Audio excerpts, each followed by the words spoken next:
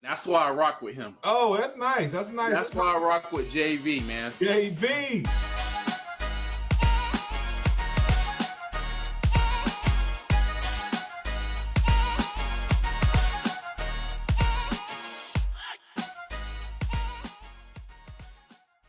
Well, Brock Purdy finally got his contract, his payday. He's been playing on a deal less than $1 million, taking his team to the Super Bowl, taking them to the conference championship. It was well-deserved. Feels like a century we were waiting on this, so we're here to discuss that today. We also got George Pickens to the Cowboys. Now, I know we're a little late, but it's all good. Forgive us. We're ranking our wide receiver duos. We got Caleb Williams in the news. We'll go over all that, and then our expectations for Drake Maye and the Patriots this year. Before we get into that, go ahead, like, subscribe, comment, and let's check in with Shawn. Shawn, how you doing? How was the Jets game? I'm doing awesome. Watched the Winnipeg. So I've been to one Winnipeg Jets game. We won 4-0. Had a shutout. I didn't go to the game last night. We got sent home. So not saying I'm the reason that we won, but I'm saying I'm the reason that we won. But I'm excited just to talk football. It seems like the weeks are flying by, and we're getting closer and closer to the NFL season, especially just having rookie camp kind of all finish up last week. I'm just super excited just to get closer to football. Yeah, and we got a good look at what the rookies are kind of looking like you said, and that's always good to see them in jersey, see them in uniform. Kyle Williams. Yeah. Don't worry. We'll get into it. Yes. We'll get into it. The first thing we kind of talked about off screen, and somebody kind of mentioned it to me, was with George Pickens going to Dallas now, that wide receiver duo with him and CeeDee, where that ranks among the best in the league. And obviously you have your tier one and then your middle tier where it's a gray area, and then just the bottom of the bottom. But, we're going to rank our wide receiver duos and see where our lists compare. I brought 5 or 6 to the table, Deshaun. We can kind of just go back and forth, shot for shot here, but we will ranking our top 5 receivers, ranking our top 5 receiver duos in the NFL. Who'd you have at 5? So, okay, we're going to go backwards. Okay, so at 5, I had the Detroit Lions wide receiving duo. Okay. I had Amon-Ra and Jameson Williams. I think Amon-Ra is a dog, and this is kind of a similar theme amongst all of these groups, almost all of these groups. There's a clear 1A, and then there's a significant drop-off next to that wide receiver 2. And I think Amon-Ra is a stud. I think Jameson Williams has big play ability, but if he's not taking the top off of the defense, he's kind of like a relatively one-trick pony. So I think that's where I got to my 5. Fair. So I didn't even look at the Lions. They do. I will say that they do have a good receiving duo. I think last year Jameson Williams and what he brought to the table was really what's pushing them onto this list, I would think, for you. For me, at 5, I had the Bucs with Evans and Godwin. Okay. I'm assuming they're not on your list, just based off the top 4 that we have after that. But I love the consistency from Mike Evans. And Chris Godwin, when he's healthy, is an absolute dog. And I'm sure you would agree with that if he went to the Patriots. I don't know what your thoughts are now that he's still with the Bucs and took that massive pay cut. He's decent. He's a decent receiver. He's a decent receiver. This is all based off health, right? Absolutely. This is Chris Godwin, who's been injured for how many games the past 3 years? He's just been a blue tent guy. But when he is healthy, when Mike Evans is healthy, Mike Evans has had how many 1,000-yard receiving seasons in a row? Yeah. I think we're looking at it. I'm looking at it from a perspective of guaranteed production, whereas you definitely have that boom bust, especially with Jameson Williams and the young ability of the Lions. I like that moving forward, but I'll give it to the Bucs at 5. I think they have the sustainability with the receivers there, the consistency, and I like what they do. But I'll say that the Detroit Lions definitely have impressed me over the last few years with what they've been able to do. So who'd you have at 4? So right before I get into my 4, I feel like I let down Pat's Nation because I just want to give an honorable mention. I I'm not a crazy Pats fan, but I'm just a realistic football fan. So honorable mention because they haven't played together yet, but to close the 2025 season, they will be on the next year's list. What are we doing? Stephon Diggs. What are we doing? And Kyle Williams. What are we doing? Is going to be a top 5 wide receiver duo. Big play ability from Stephon Diggs. He's been a proven wide receiver 1, and what we've seen in rookie camp, and then also like what we just like seen at Washington State from Kyle Williams. What he did to like the Heisman. Multiple plays. I could go on and on, but that's my honorable mention. Let me go to 4. I have the Dirty Birds up in Philadelphia, A.J. Brown and Devontae Smith. Now, I think, again, A.J. Brown is a stud. I think A.J. Brown is one of the best contested catch receivers. He plays well above his frame, and he's already a big receiver. You can't take him down. There's not enough good things I can say about A.J. Brown. Devontae Adams, I think to me, still Devontae leaves Smith? a lot. Oh, yes. You're good. Devontae Smith, to me, still leaves a lot to be desired. I understand that he is a wide receiver, too. Last year, only having 833 yards. I would just want my wide receiver 2 to have 1,000. And I do understand they had Saquon Barkley. But I just look at like this list, and I see other wide receiver 2s on this list are able to crack 1,000. And I just look at Jameson Williams, who had 10 less receptions and was also able to crack 1,000. So I think that's why that they are there on my list. I still think that they are phenomenal receivers, but the 3 groups that I have ahead of them are there for a reason. Well, like when you and me talked about this off screen, it was like you have to look at this as a duo, and from a duo's perspective, not so much who's your number 1 and then who's the second guy that kind of complements your number 1. And I can see that with Philly. At 4, I had the Cowboys with CeeDee Lamb and George Pickens, and we'll have a conversation about the Cowboys versus another team. Yeah, I want you to explain that. So, as far as the Cowboys go, I think in comparison to the Eagles. Wait, you have them over the Eagles? No. I think I have them at 4 below the Eagles. Okay.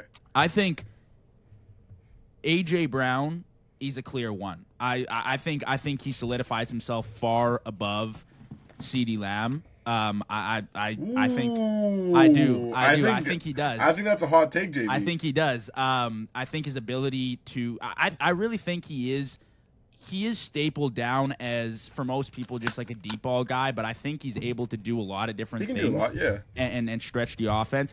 And I am a little higher, I think, on Devonta Smith than you might be. As a former Heisman winner and coming into the NFL, he isn't a true 1. But I also don't think George Pickens is a true 1. And although George Pickens is good, I don't necessarily think he's all that. He's more just a staple down deep ball guy, whereas I think Devonta Smith can be a little bit more than that. For sure. So that's why I have him a little higher. The rankings I might have sent you might be a little bit different because I've kind of been flip-flopping here, but I had the Cowboys at 4. I really like what they're doing. I don't know how long this duo is going to last because George Pickens is entering free agency next year. But CeeDee Lamb, he definitely is like a top 10 guy in the league. That's undebatable. Sure. His talent is arguably is top 5. Yeah, and his connection with Dak Prescott, when Dak is healthy, like they are lethal. So I think I need to see what it looks like on tape before I put them any higher. But I do think that they're legitimately a top 5 duo in the league at this point. Yeah, and I think you're on crack. George Pickens has no business being anywhere near any top 5 category in his career. And I don't even think CeeDee Lamb, as good as he is able to bring him into that conversation. But you can have your takes, absolutely. As bad as they are sometimes, everyone has an opinion. So now we're at number 3. Yeah, you're number 3. So number 3, I'm going to go the Minnesota Vikings. Justin Jefferson and Jordan Addison. Again, I think this is one of those things of just the wide receiver one just really carrying this receiver room. And that's not saying that Jordan Addison is not a good receiver. But I think hold on. Does this mean that you don't have the Cowboys in your top 5 receiving duos? Yeah, not even close. Are you for Not real? even close. Are you for Not real? even close. Oh my not goodness. Not even close. Are you serious? You take Not even close. Addison and Jefferson over Pickens and CeeDee Lamb? I'm taking Justin Jefferson over CeeDee Lamb and George Pickens together. And even if we just look at like their stats, like if you were to look at CeeDee Lamb and George Pickens' stats, put them together, they are very comparable with Justin Jefferson alone. So yeah, like I don't even think, unless you live in the state of Texas, nobody has CeeDee Lamb and George Pickens in the top 5. But anyways, I think that you could put 5, 6, 7 guys next to Justin Jefferson, and they'll probably be a top 5 receiving duo just because that's how good Justin Jefferson is. Jordan Addison does hold like his own weight, but I think like the biggest thing with him is just inconsistency. There are flashes where stupid people will be like, oh, maybe there's a wide receiver controversy in Minnesota, and then the next week we need a wide receiver too. So I think if he can just find a way to be more consistent, I think that they could move up, because there are not many receivers that are better than Justin Jefferson. There's a couple, but there's not many. I'm stunned. I can't believe you put the Cowboys outside your top 5. That is crazy. Like 6, 7? I did not mean to do that. Crazy. I did not mean to do 6, that. I did not mean to do that. I did not mean to do that. So at 3, initially I had a different team, but I'm going to put Philly. Yeah. 3? At 3, I'm going to say the Philadelphia Eagles. Okay. Like So I who said, are I your like top 2. I like the A.J. Brown and Devonta Smith connection. I think they've done really well. Devonta Smith, when he came into the league as a rookie, was actually really solid with Hurts, but it was proven that they needed a true number 1. But since A.J. Brown's there, he's just flat out dominated. I mean, the guy, I'm sure he has an all-pro. He's had massive seasons with the Philadelphia Eagles. Those two have been instrumental in bringing them to a Super Bowl, and they've made plays along the way, specifically in the Super Bowl as well. That Devonta Smith connection there was really good. So I have them at my 3 spot. I'm interested to hear who you have 2. This is a lot different than I thought. I thought we would have been like really similar with how we ranked these guys. No, so number 2, and so this has been something ever since we talked about it in the weight room that I was really thinking about. And these guys were my 1 till about like a half hour ago when I was watching film of these guys. So at number 2, I have the Cincinnati Bengals, Jamar Chase and T. Higgins. I think Jamar Chase is without a doubt the best receiver in football. I think he's been the best receiver in football since he's come into the league. The only thing that's halted him is just things outside of his control, whether that be his front office, the offensive line, quarterback play. Not saying Joe Burrow was bad, but just when he got hurt, and then obviously his own injuries. Being a Triple Crown winner, 1,700 yards, almost 130 receptions, 17 touchdowns. That is more than the New England Patriots' entire receiving core last year, and that's one guy. And then when you add in 73 receptions, 910 yards, and 10 touchdowns from T. Higgins, you got a total 200 receptions, 2,600 yards, and 27 touchdowns. That is elite numbers. So that's why I have it number 2. You know what? This is interesting, and I think we have the same top 2. I'd hope, unless you really, really dug deep here. I was flipping between my 1 and my 2, and I think when you look at it from a duo's perspective, my number 2 is also the Bengals. And this is solely based off it being a duo, because Jamar Chase in a league of his own, right? It's him and Justin Jefferson at the top. Absolutely. But when you factor in the second duo, we'll talk about it, but the duo at number 1 is legitimately 2 number 1 receivers in an offense. Yes. For me, Jamar Chase is the clear-cut number one. T. Higgins is a supplemental piece that does really well when he has an alpha with him, but I don't know how well he is when he's just by himself, when he's isolated. Like, if he went to the Pats this year, I don't know how great. He would have done amazing. He would have done amazing. He would have been good, but Yeah. I don't think it's necessarily like top five good, which I think both of these guys on my next team For are sure. able to produce. So I have the Bengals at 2 as well. Okay. So at number 1, drum roll, I have the Dolphins. No, I'm joking. We got the Rams. Rams because I think out of every receiving room in the National Football League, this is the only room that has 2 legitimate wide receiver ones. You can line them up in the slot, out wide, and their production does not drop off. Puka Nacua was hurt for a majority of last year. Devontae Adams was in the dumpster fire that is the Jets organization, and they still put up respectable numbers, some numbers that are even better than some of the guys on this list that played like the whole season.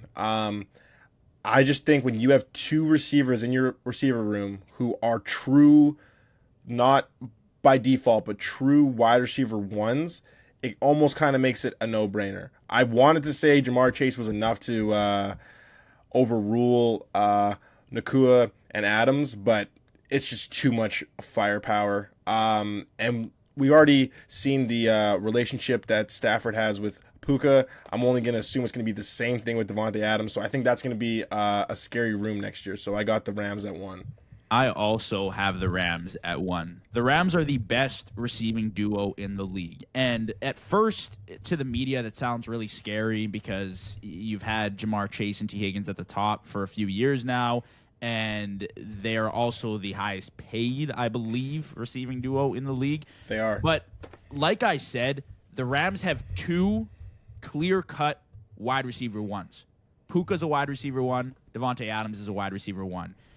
People are concerned about Devontae's age. He's getting up there, but he's still producing. Like, if they both played full seasons last year, they would have ended top 5 in receiver metrics across the board. So, just based off that, they are the top receiving duo in the league. But then you look at the combination. Their combination fits perfectly. Puka isn't a detailed route runner, but he's a gritty player that works well in the run game, uses his leverage to create space, and he's got really, really good hands, and he's just a classic receiver. Puka's a classic receiver that doesn't do anything too tricky or fancy, but he just gets the job done. And then you add Devontae Adams, who's a veteran, savvy route runner, elite releases, great hands, great ball skills, everything you want in a top 5-star receiver. You can't argue with me that you take Jamar Chase and T. Higgins as a duo.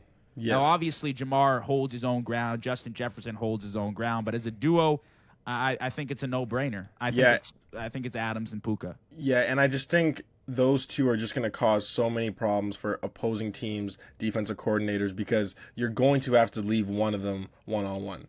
Like, you're only going to be able to bracket one of them over the top with safety help, and there's going to be one of those 2. And if I'm the Rams, I don't care who it is because I am as confident in Adams or Nacua, but you're going to have to leave one of them one-on-one, and that's going to be an absolute headache for the entire NFL season. Yeah, and another good point you made, too, was you can line either of them up anywhere, and they'll go to work, right? Puka works well in the slot, works well outside, same with Devontae Adams, so even on jet sweeps, motions, it does not matter. Like, they are so dominant, so I think it's fair enough to say that they are the best receiving duo in the league. So that was our top 5 receiving duos in the NFL. Our second topic this evening was the big news with Brock Purdy's contract to Shawn, and we'll get into the contract. And my thoughts on the 49ers this year is flat out that the 49ers are a 10-12 win team this season if Purdy and CMC stay healthy. It's an unpopular opinion. I wouldn't be surprised if you think otherwise. A lot of people do. But when you do look at that roster and the upgrades they made this offseason, I'm happy with it, especially with the Purdy contract. Yeah, I think, and like we've spoke on it before, but they were kind of in a situation where it's like, what else do you do? Like they almost kind of like had to pay him. And again, like he's done well in like the face of adversity, especially last year when it seemed like every skill player, every player that they relied on for those Super Bowl runs just went out or severely underperformed. And then now you're also bringing back Robert Saleh to go and man that defense. And like we know how good he is as a defensive coordinator. And then they also got that first round pick in Michael Williams, who joins Nick Bosa on the defensive line. So because the division is, I don't want to say it's easy, but it's far from being the most competitive. I see them splitting with the Cardinals, probably sweeping the Seahawks, and then I think they're going to get swept by the Rams. So looking at their schedule, I could see anywhere from 10 to 12 wins, but that's all going to be all contingent on their key players' health, because if CMC is in and out of the lineup, I'm not entirely sure what Brandon Ayuk is going to look like after his ACL. But if everyone's healthy, if everything's rolling, I don't see why they can't be competitive. I still think that they are a couple pieces away on the defensive side of the ball from making a Super Bowl run, but I definitely see them being more competitive this year than they were last. Yeah, they have some questions, like you said. Offensive line needs to be addressed. Yes. They need another, for sure, lockdown corner. I don't know if they have that on the roster already. They'll develop it. But there are positions of need for a Super Bowl run. But I think when you look at the full picture, they have the flexibility with Purdy's contract to build around him. Philly did it with Jalen Hurts, so it shouldn't be a problem with the Niners. It just means they have to draft well, which they do, and they find gems in the later rounds of drafts.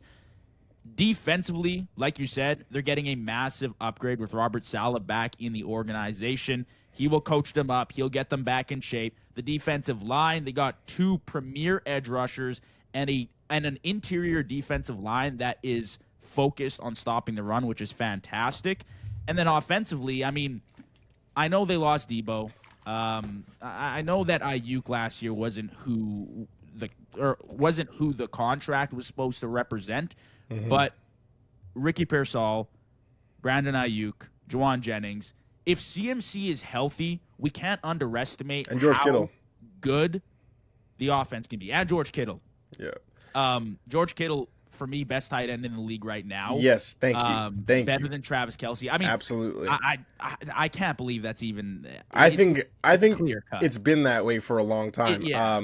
And see, I don't even know if in 2025 you could say that you're losing Debo Samuel. Like I don't necessarily know if that's a loss anymore. Because like I think how I would look at it is now Ricky Pearsall is now getting valuable playing time that otherwise wouldn't have been there if Debo was still on the roster. So I think this is almost a blessing in disguise that he's over there in Washington now. Yeah, and we didn't even talk about Debo and Terry McLaurin as a duo. I don't know what your thoughts are. It really depends how Debo shapes out. Like top, like 10, 12? Yeah. But yeah, like I think my big thing, if CMC is healthy, we can't underestimate how much of a jump the offense can take. It's a Saquon Barkley jump. It's what we saw with Philly last year. They lost in the wild card, brought in a running back who just catapulted that offense into the Super Bowl. Well, I think that's a little bit of a stretch. No. Like sorry, I do agree, but we're just losing. Like we're leaving out a lot of context because Niners defense is nowhere near the same as Philly's defense. That Niners offensive line is nowhere near the same as Philly. But I can see like the similarities. I just think the number one thing, and this has kind of been a recurring theme when it comes to San Francisco, is that they need to get out of like their own way and just stay out of the trainer's room and just be healthy. Yeah. Because it seems every time there's a play to be made or a key moment, key players are always down. Mm-hmm. So I think for them to go and reach what they want to reach this year in terms of making the playoffs and even, making some noise in the playoffs, they're just going to have to be healthy. Like, I think that's just like the eventual bottom line. Yeah, it's kind of out of their control what's Yeah. held them back. But I will say too, with everything in consideration, their schedule is a cakewalk. I mean, they have their last 6 games are all wins. They're all wins if everyone's healthy. So if they can get through their division, even just at a 3-3 in the division, I think I agreed with you, Deshaun. I said split with the Cardinals, sweep the Seahawks, and they'll probably get swept by the Rams. If not, they'll split it. But the Rams are really the big dog in the division. But after that, I don't think much of the Seahawks this year. I don't mind it, but I don't think much of it. And then the Cardinals, I think they had a good offseason, but there's this thing with NFL teams that you're either a Super Bowl contender or you're just like in the gray area. And I feel like the Cardinals are just like stuck in that gray area. Let's not even call it the gray area anymore. Let's call it the Steeler area. Yeah. Like that's just where you just like stay in a land of abyss, just doing nothing, just doing the same thing. And it's kind of like confusing. It's kind of an interesting concept because they'll make moves where you're like, oh, that's a good move. Oh, they want to Will win. Johnson. And it looks really good, but you just know there's this gut feeling like they're not going anywhere. Like you just know by looking at them. And that's what I feel like the Cardinals. I really like what they've done, but is Kyler Murray going to be your Super Bowl quarterback? Is this going to be a Super Bowl franchise? Well, yeah, and I think that's something that they have to ask themselves because it seems almost like week in, week out, it's like he's their guy, then like he's not their guy. It seems that they are very wishy-washy with their a belief in Kyler Murray to be like the franchise a quarterback. I think that like he can be, but I would like to see a little bit more support from the front office that he can be that guy. Well, you know what? Here, let me ask you a question before we move on to Shawn, because with quarterbacks being traded, or pardon me, with quarterbacks contracts rising, they're on the uptick, and they've rose and rose and rose, and Dak Prescott's making $60 million now. Teams feel this pressure to pay their quarterbacks when maybe necessarily it's not the right move for them. Do you pay a quarterback just to pay a quarterback and hope that he can win? Or do you just redraft until you hit on a generational talent that you know for a fact gives you a Super Bowl chance? Because I feel like with Jordan Love, for example, the talent's there, obviously, but the Packers paid him $55 million, and they're just hoping that the guy can bring them to a Super Bowl. Or Trevor Lawrence, for example, right? Whereas you pay Josh Allen, you're guaranteed you know you have a shot. Paid Lamar Jackson, you know you have a shot. Patrick Mahomes, you know you have a shot, right? Like, it's this weird, you're in this weird area of like, I feel like that's what the Niners are kind of thinking with Purdy, but he's brought them there. So it's a little bit of a different debate. You know what I mean? Sorry, I think I got you muted. Yeah, no, and I think that's a good question. And I think that's kind of what's been happening lately with, say, guys like Brock Purdy, Dak Prescott. And I think the answer to the question from my standpoint is you have to pay them, because if you don't pay them, then the other options are just far worse. Because say if Brock Purdy, because I don't necessarily think that he's worth $53 million on his play alone, but then when you look at who else is making similar money, if not more money, you have to. And then say San Francisco was to let him walk. Like, who's realistically out there this year at like the beginning of free agency? Like, you have Russell Wilson, Jameis Winston, like you don't really, like, maybe Aaron Rodgers, like you don't really have guys that can replace what you have. So I think that should be like the rule of thumb when we're discussing quarterbacks, is move on from a guy when you have a plan. Because if you just don't want to go and pay a guy and then you're going to just go and sign, say, like Joe Flacco, I would probably just go and pay that guy, because now like your franchise is like, one, your fans are going to lose all belief in you, and like the owner is probably going to wonder why you just let that a quarterback walk. So yeah. I do understand that it's a tough decision to make, but I would say that if you do not have a good backup plan, you just have to pay the quarterback, because what's on the other side of that is just uncertainty. And as a GM, you just cannot roll the dice with a franchise like that. Right. No, that makes total sense. We're going to shift over here to a few year 2 quarterbacks we want to touch on and maybe label some expectations for them this year. Number 1 we had was Caleb Williams, and he's been in the news recently. It's the whole crock of bullshit. Like it's ridiculous. But we can talk about the Bears and their expectations, because I think from my standpoint, Shawn, the Bears are in the playoff hunt this year. They built a really, really good roster, and you feel like you say this every year about specific teams like the Bears. They win free agency, they win the offseason, you're excited, and then they post a 5-12 season. But I do think there's been a big change in culture for the Chicago Bears. It's not just mini micro changes that we expected to be really good and they didn't really pan out. There's been a shift in the culture with the coaching, with the players, with the way the Chicago Bears are approach things, I think, over in Chicago. And I think the big thing for me is Ben Johnson. Ben Johnson's really impressed me. Caleb Williams needed an offensive-minded head coach. He needed someone who could call plays. They drafted well. They got him 2 weapons in the draft, Loveland and Luther Burden. They have Rome Odunze. They have DJ Moore. The offensive line was patched up, which is huge. And the defense, which was already good, just got improved in free agency. So I'm looking at this season, and I think Caleb Williams is primed for a year 2 breakout. It has to be there. I mean, they've given him everything. The talent is obviously there. And there's this narrative now because that book came out. I don't know how much you read into it. I didn't even read into it too much. But essentially, Caleb Williams, his father, was trying to go to the UFL, which is also, by the way, complete horseshit. There was in no reality was Caleb Williams playing in the UFL. But so his dad wanted him to go to the UFL? Well, they wanted to get around going to Chicago. Okay, they wanted to avoid Chicago. And yeah, okay, I understand. Like, there's been a lot of controversy lately with dads involved in their son's picture with LeBron and Dion and whatever it is, right? Yeah. But how do you look at the Chicago Bears and you're not concerned about their quarterback situation? They're the only franchise in the NFL without a 4,000-yard passer in history. Yeah. They've been a franchise since 1920. The Jags have done it. The Titans have done it. What are we doing?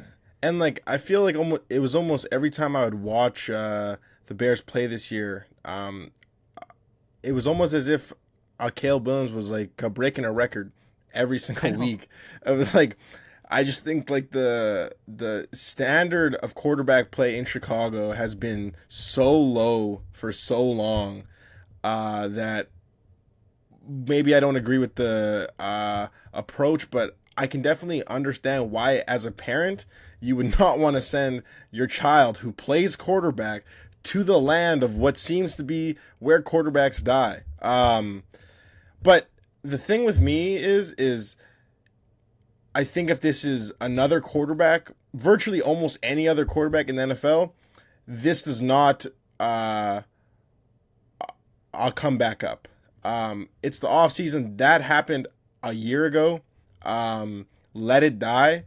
But because it's Caleb Williams, because he is so I don't even want to say he's outspoken, because he's relatively quiet. It's just when he's on the field, he just has a little bit of a swagger. He paints his nails. He does a lot of things that the traditional football fan just does not like. He cries after losses. He hugs his mom. But at the end of the day, all of that aside, he plays football at an extremely high level. And exactly like you said, he has everything set up for him to succeed.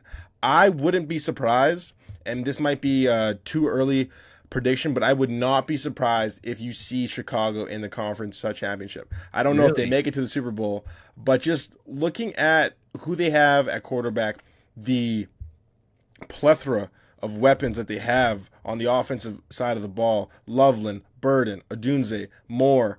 I'm not necessarily the biggest fan of them, but you have Swift as well. Like, the offensive line is good.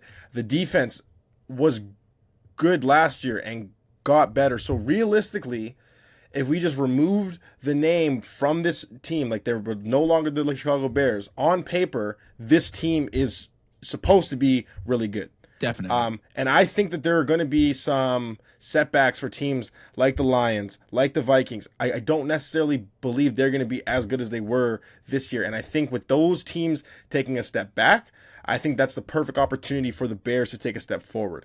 I love Caleb Williams. I think that he is a multiple-time future All-Pro, a Pro Bowler. I think he's going to do great things.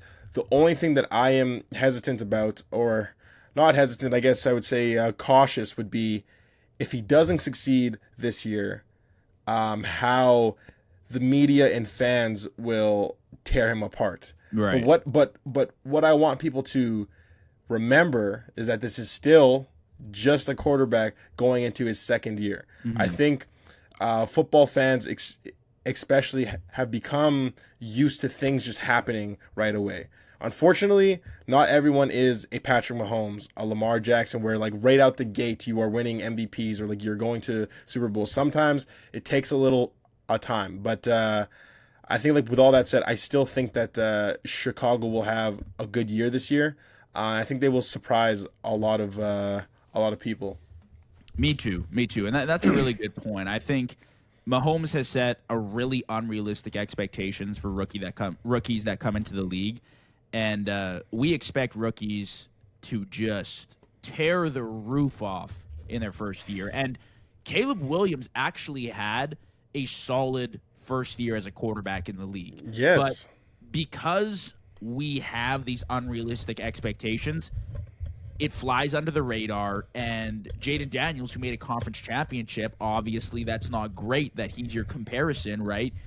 You're looking at that, oh, wow, he had a great year. Caleb Williams, not so much. Well, that's not necessarily the case. The stats are very similar. Had a really good supporting cast. His team was just primed for the moment. And when they went to Detroit and they dominated, it's like, wow, look, Caleb Williams had a really good year too. Who was his coach?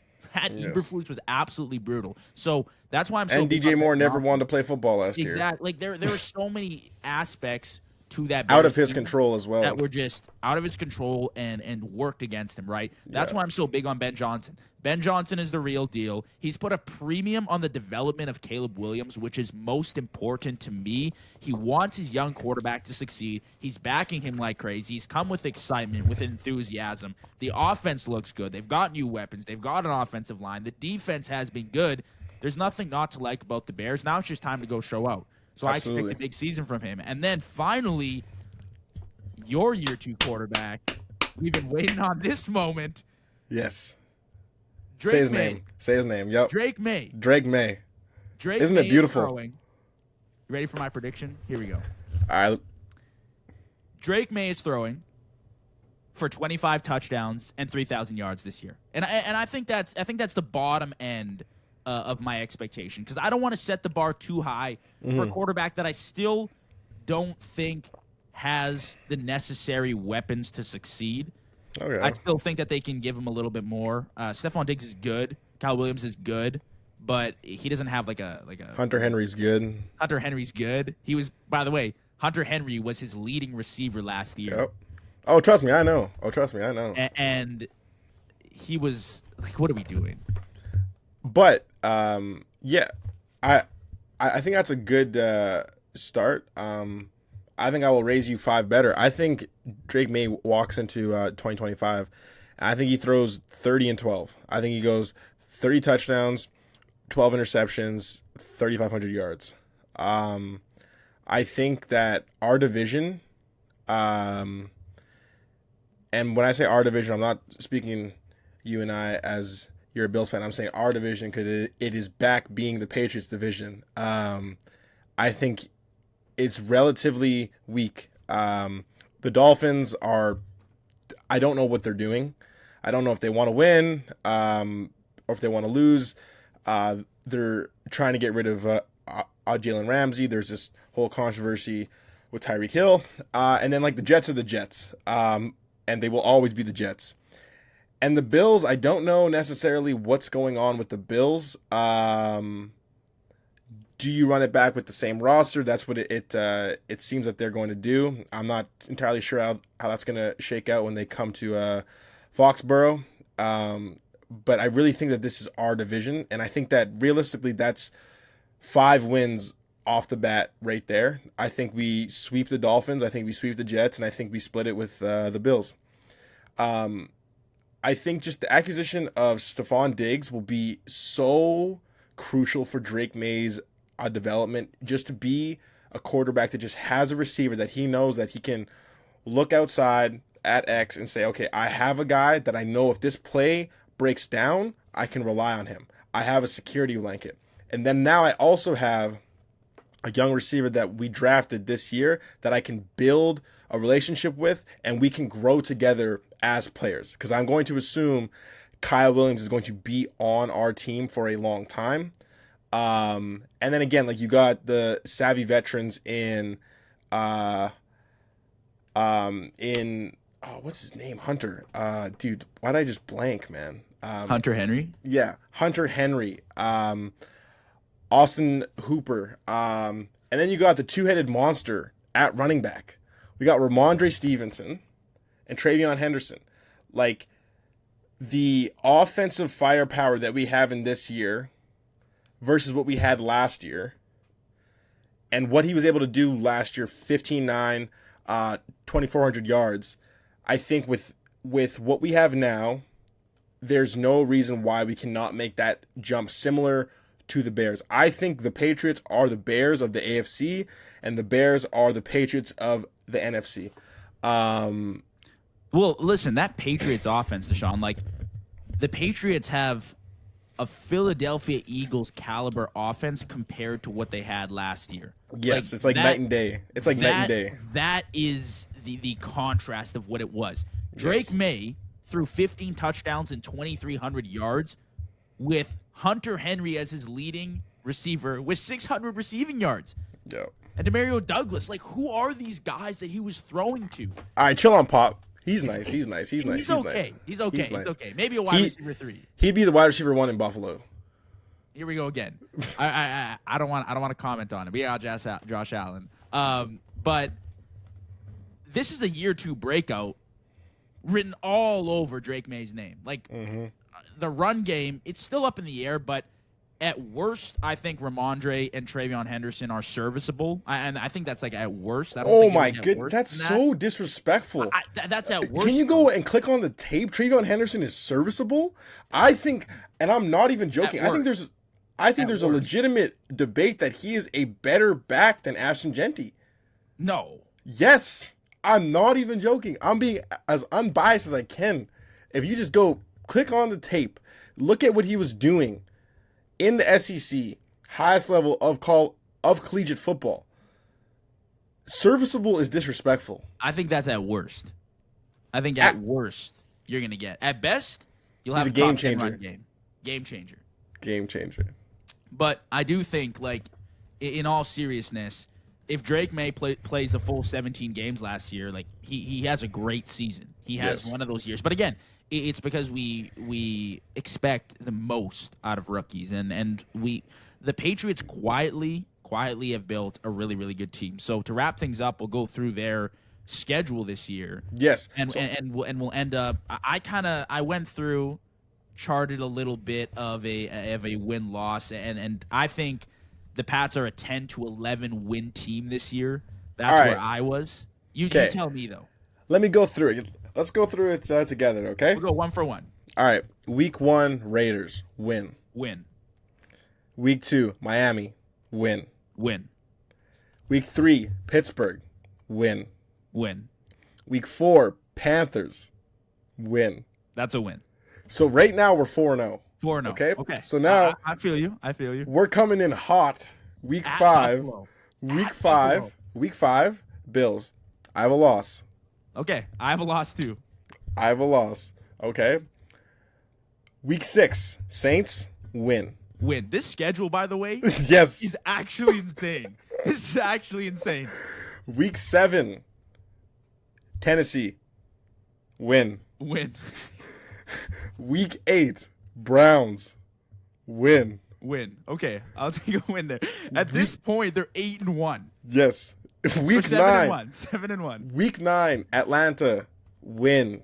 Okay, I had a loss here, but I'm fine with the win. I'll take a Okay. win here.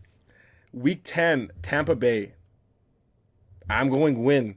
Okay, this has to be a loss. On the road against Tampa. Why does it have to be a loss? 10 weeks. This is a loss. This is a loss. So right now, for me, we're 9-1. Okay. Well, we should agree. Either Atlanta or Tampa has to be a loss. There's no way that they're going 9-1, dude. Week 11, Jets win. Win. That's a win. Week 12, Bengals loss. That's a loss. Week 12, the Bengals heat up. That's a Week loss. 13, Giants loss. I have a loss here just because of that defense. Okay. I think that we still have some inexperience on the offensive line, and I think with that front seven, I think it's going to be a long game for Drake May. Okay. I was, well, you know what? The offensive line still has questions in New England, so that's fair. I had a win here, but we can split because you said Tampa win, so that's fine. Week 15, we come back to see our little brothers, and they get to come to Foxborough this time. Win. Not happening.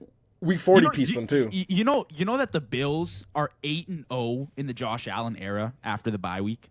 Okay, and Never lost. absolutely. And how many times do you guys win in February? You guys haven't even been in February for like 5 years. Okay. Now my turn. You guys haven't been in February since 25 years. Okay, so week 15, we got to win against the Bills. Week 16, loss against the Ravens. Yeah. To wrap up the season, week 17, we got we got 2 more. So we got week 17, the Jets win. Week 18, Dolphins win. So to me, we lost 3 games. That's insane. I'm saying this schedule is really not that bad. If you look at the acquisitions that we've made, the teams that we play, and the players that we already had on our roster, there's realistically no reason why we can't finish top 3 in the AFC. I think right now in the AFC, it's a 3-headed monster.